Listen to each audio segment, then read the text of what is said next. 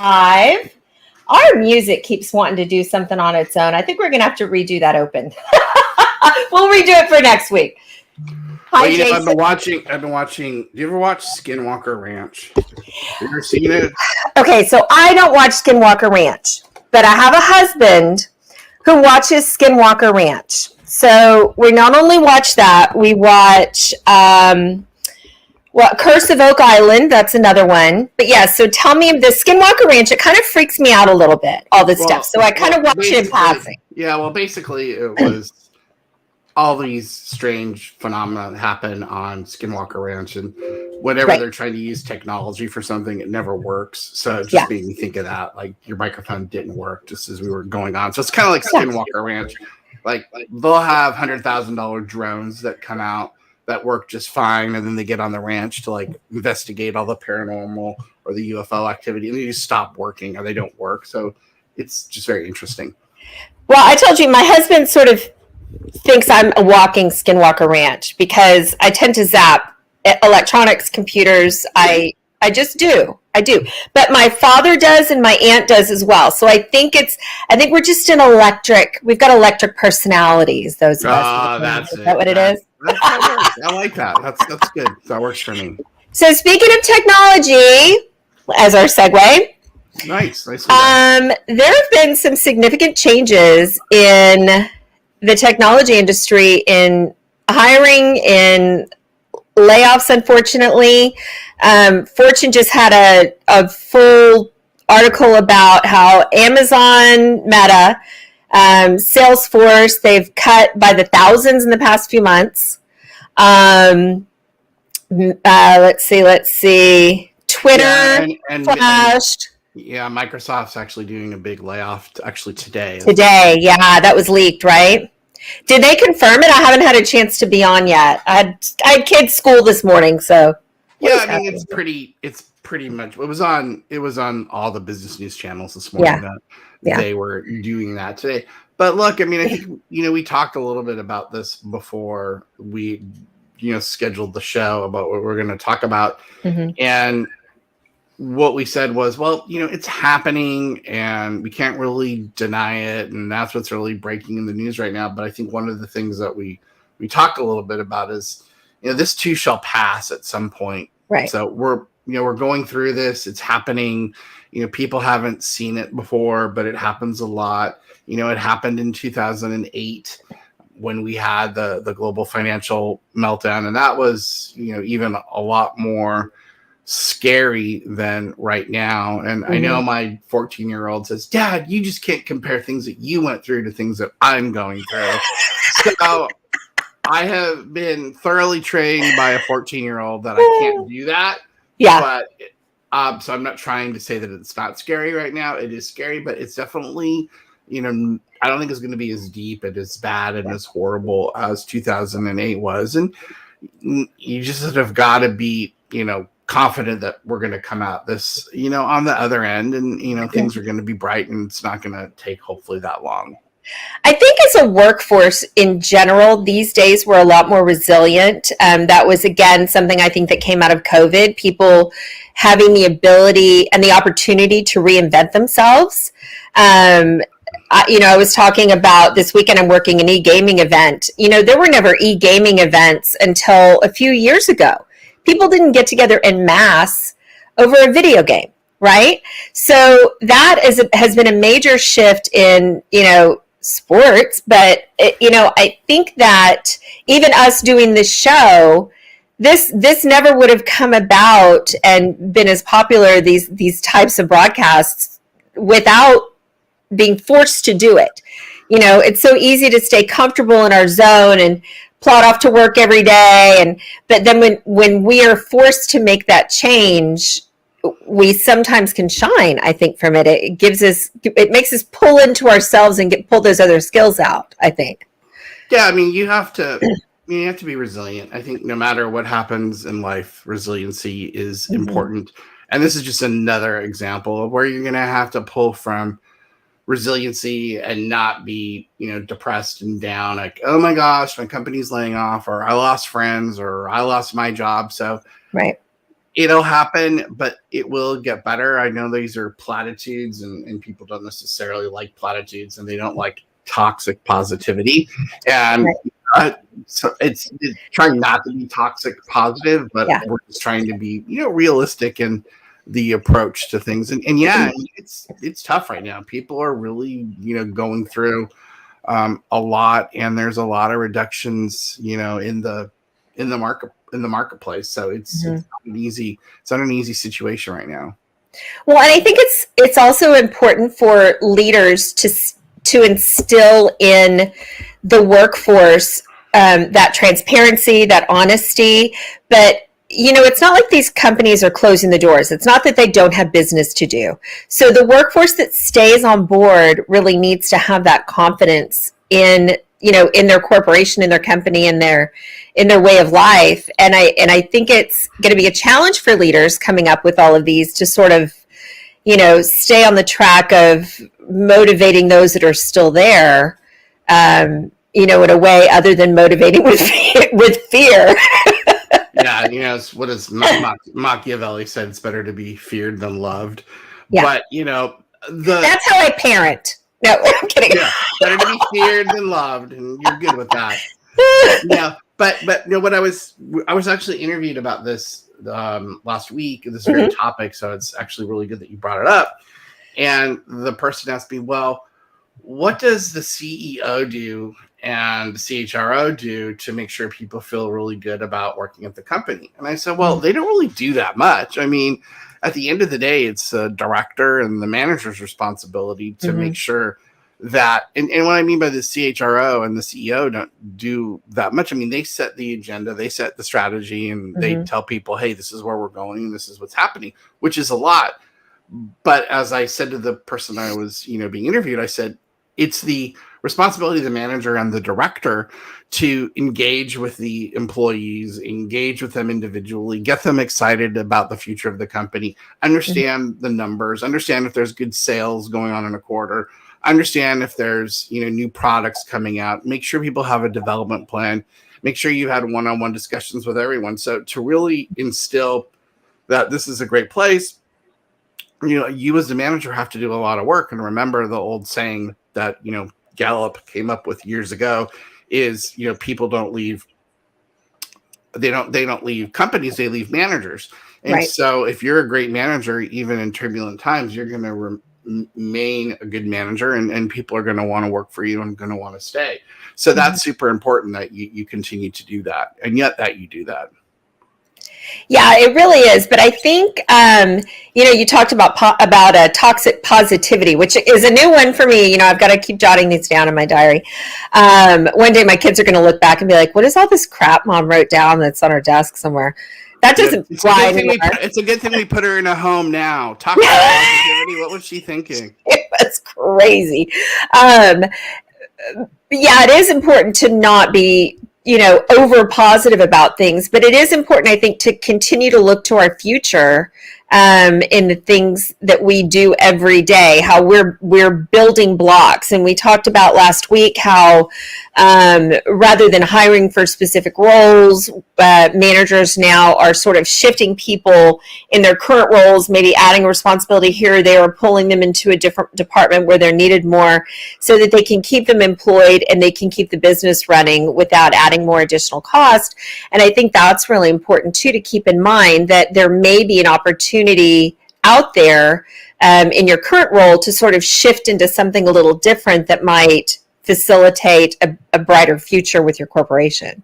Yeah, and there's no easy way to say it, but it gets tight. I mean, after people have been laid off and after there's less headcount, it's tight. And so I've been in the situations where, you'll go talk to a department and you'll say, hey, where's my report? Or we were doing this or we were doing that. People look at you and go, well, look, I just lost a bunch of headcount. I can't continue to do that. And we can't continue to do that anymore. So there's things that go away and there's things that get harder just because there's not the people to do it. And like you said, sometimes people get moved around to do, jobs that are really important that are no longer being staffed because they had a cut in that area, which seems counterintuitive, but, believe it or not, that does happen. And so it's, it's a challenge. It really is, and it's not easy. And like you said, people may get the opportunity to do something different because there's just not somebody available to do that job. Mm-hmm. So maybe something that you really wanted to do before, you get to do now because Bob or Joe is gone. Right. Do you think it might behoove workers to have, a short and sweet meeting with their managers and just say, hey, I know times are tough. If you need to plug me into another role, know I'm a team player and I'm here to stay, and, whatever you need done, as long as it's temporary and we can set boundaries, I'd love to be a part of that. Well, we did a podcast with a really well-known podcaster that's going to be coming out soon. Yeah. But he said, he asked a question that doesn't really get asked a lot. And he said, if you get laid off, is it your fault? Because the company always says, it's not your fault. Don't take it personally. He said, is it your fault when you get laid off? And I said, yeah, it is your fault when you get laid off. I mean, they're not laying off the best person in the department. Mm-hmm. I mean, unless the entire department's getting let go, then, that's different. I said, but if there's a few people that are getting let go, it's not the best person that gets let go. It's the people that aren't doing a good job and the people that are difficult to manage. And so as a manager, you don't want to have people that are problem childs to deal with. And so by you stepping up and say, hey, times are tough. I want to help out. I want to be part of the team. I want to be an easy person to work with and to manage. Now, I'm not saying be rolled over on. I always have to caveat these things. Yeah, set those boundaries. Don't compromise and get yourself in a position where you hate every day. But you can be easy to manage, and and management really notices that, and that is a big deal for folks. Yeah, I think it really is. And I've been in those positions before where I've had to, add more responsibility. And the problem I think with me at that point in my life was I was younger and I didn't have enough confidence in myself as an employee to set those boundaries. And I kind of got stuck with that additional role, but no additional pay. So yeah, it's really important, I think, to set those boundaries and expectations on your end as well as the manager to do it. Yeah. And we also said, hey, get involved with as many things as you can internally in the organization, because if your name is everywhere, like, hey, Beth is doing that. Oh my God, Beth's on that project. Oh, Beth's on this project. Beth's there. Like, yeah, well, we can't even think about, getting rid of Beth and put her at the top of the list in terms of the critical functions that she's doing, because we wouldn't have anybody doing those things. So if you get a chance to volunteer and really be involved in a lot of things, it's good for your resume. And it makes you critical in the organization. And getting your name out there isn't always just in your role as a worker. Oftentimes I've seen folks get really involved in the community relations side of things, where they're helping out with the different projects and the different volunteer works. And when you do that, there's always someone from the company who's higher up than you that's there to put their face on the brand. So it's important that you're out there and shown as a volunteer. You'll get in photo ops, you'll get in any media that they put out on it, and you will be a visible individual with the company. And it doesn't take that much time to go do, a run or pass out school supplies or, whatever it is that the company's doing to be a part of the community. It's important kind of, if you have the time and opportunity to sort of join into that stuff. I think that's an easy way to get your face out there. Yeah, I mean, I think if you're doing a good job and you're making contributions and then you're involved in those types of efforts, that makes you the kind of employee that people don't want to lose, and they want to make sure that you're there and you're part of the organization, as that's the kind of individual that they want. Yeah, absolutely. And with these types of situations where there are layoffs and you kind of, you can sort of feel like you're in that hole, and every time you pop your head up, somebody's getting thrown out the door again, here and there. And instead of, and it's hard to do, instead of feeling the doom and gloom of it, because that's how I presented this subject to you, right? I was like, Jason, it's doom and gloom. Do you want another subject? You're like, nope, let's talk about the good part of it, the things to look forward to. Instead of that, realizing that, a lot of times we'll get stuck in a role, and we've talked about this before, where we get stuck in a role and it kind of takes that kick in the pants to, when you get laid off, it kind of takes that kick in the pants to move yourself forward and into your own future. So sometimes when you look back, it can be exactly. And what I said is that it's like whack-a-mole. Yeah. If you are the person that's complaining, if you are the person that's unhappy, if you are the person that's like, we're getting laid off, like we don't have resources, or there's gonna be layoffs, or this company stinks, or this and that. If you're the person that's always popping up and making noise, and I'm not saying don't have boundaries and don't stand up for things that are wrong. So I'm caveating that stir it up. But don't be like don't be a pain in the butt. Yeah. Because then you're going to be like whack-a-mole, where the mallet's going to come down and they're going to whack you back into your hole. But if you're standing up, doing the right things and contributing and helping and like all the things you just talked about, that's super positive. And we want people around. And I know it's like hard to believe, but yeah, all of the whinging about things that people do, it's not great. People don't really like it. And so the more we can create an atmosphere of trust and harmony and working together, I think that's what you really want to do. And that's really valuable, in difficult times. And, somebody once said to me, and I always thought it was a very wise thing that she said, if you can make harmony out of chaos, meaning you're the person that comes in and there's chaos all around you, and you're able to drive harmony and peace and move people forward, that's a hugely important skill that people really recognize, and you'll really go far if you can do that. Yeah, that is really important. And again, it's not like being the cheerleader. You don't have to walk in and go, yay, team, we're here today. It's a beautiful day. There's the sun. That's annoying. Nobody wants that at a point. But just kind of not adding to it is an easy way to stay out of it, to stay off the radar. Yeah, just don't buy in. Yeah, don't add fuel to the fire.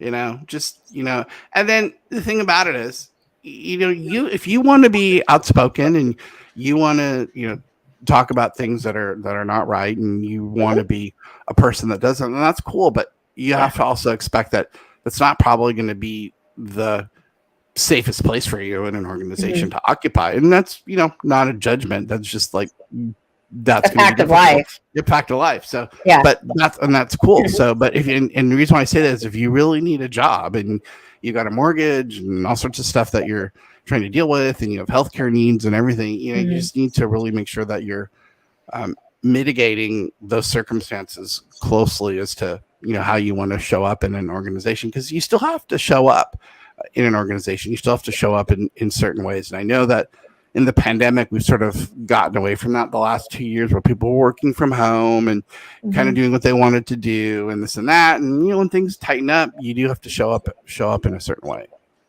Well, and that's not to say don't point out if there's an injustice. Obviously, do the right thing, but do it in the right way. Don't stand around the coffee machine. Don't stand around the Nespresso and complain. Go to the HR department. Go to your manager. Yeah. Go do it in the right manner, rather than mobilizing the masses to complain more. Be the solution, I guess, is what I'm saying. Be the change you want to be. Be the change you want to be. So I read a great quote. I'm a huge George Burns fan, by the way. When I was... he was God, don't you? Yeah, and I'm going to tell you, I met God. When I was in Catholic school, we went to go see on a school field trip the... Oh God, the first one, right? The movie he did. And it turned out that they had a meet and greet, so we got to meet him. So we were in the Houston Chronicle in first grade at St. Thomas More, and we all wrote, like, drew pictures about, oh God, and God stuff, and because we're a Catholic school. So, but we got to go to the movie and we got to see George Burns. So I found a great quote from George Burns, and it says, "I look to the future because that's where I'm going to spend the rest of my life." And I like that. That kind of resonated with me. Like, if I keep looking back, I can't change it. I'm not going to fix it, right? And in situations like this, looking to where you want your life to end up, I think is a kind of a good course of action rather than, sitting in the dirt. And he's actually a good example. I mean, he lived a very long life. I think he was almost 100 when he died. Right. And they have shown that people who are happy and people who are positive and have good connections to life live longer. So that's been proven. That was just a study that came out in the Wall Street Journal last week.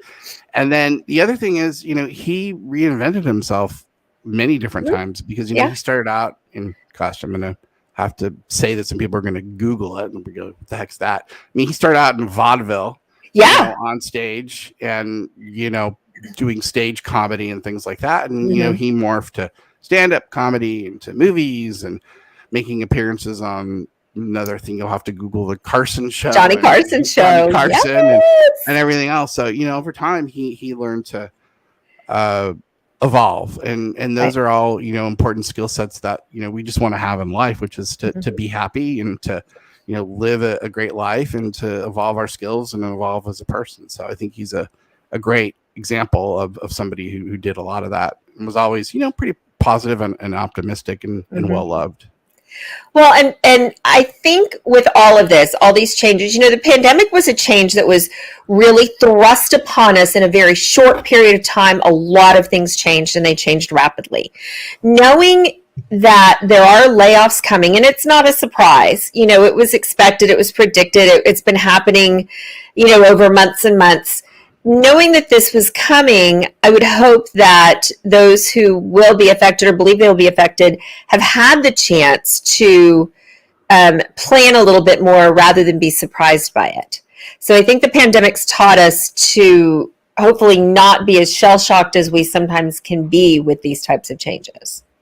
Yeah, I mean, I think the pandemic showed something can happen and literally changes like the entire world in less than like 2 weeks because, or less, what was it, 2 weeks to stop the spread that basically turned into almost 2 years. So I think we've seen that something like that can quickly happen. And what we thought was the course of our life or our work career quickly changes because of things outside of our control. So that's always a good thing to keep in mind. And hopefully the people that went through the pandemic and will be able to keep that in mind and make sure that they're always ready for the unexpected, because there's an old saying once again that says always expect the unexpected. Yep. And Ray talks often about, when we do these shows, about planning and saving and having money in the bank. Not everybody's able to. Boring. Just spend everything you got. Party like a rock star. Don't think about tomorrow. Jason has a new guitar in the background basically every time we see him. So you need to borrow my daughter's her Christmas present. I told you she got a banjolele, right? Did I tell you that? No, I didn't hear about that. She got a banjolele, and my husband also didn't tell me he was getting her own amp. So she now has a banjolele and an amp. But she has other guitars and other instruments too, but you need to borrow her magenta banjolele for your background, Jason. Next week's show. That would be good. Yeah, it's pretty cool. It's pretty cool looking. I think it's upstairs. But yeah, he is right. You should save and be planful and do the right things. Yeah, no big purchases during this time. Even if companies are coming out with great deals, it's hard not to. But Jeff Bezos said, "Don't buy big screen TVs right now." Yep. Did you see that? I saw a viral video of a guy who was balancing a big screen TV on the balcony, and his buddy was underneath the balcony, and he was like waiting for his buddy to come up to help him move it, and his kid comes over and whaps him in the and he dropped the it was a huge TV, and it just went right over, and he was like, "Oh my goodness." And the kid was like 3.